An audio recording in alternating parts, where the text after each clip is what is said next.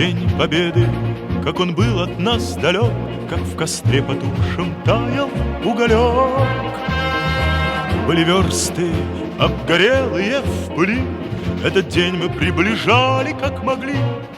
Этот день Победы порохом пропах.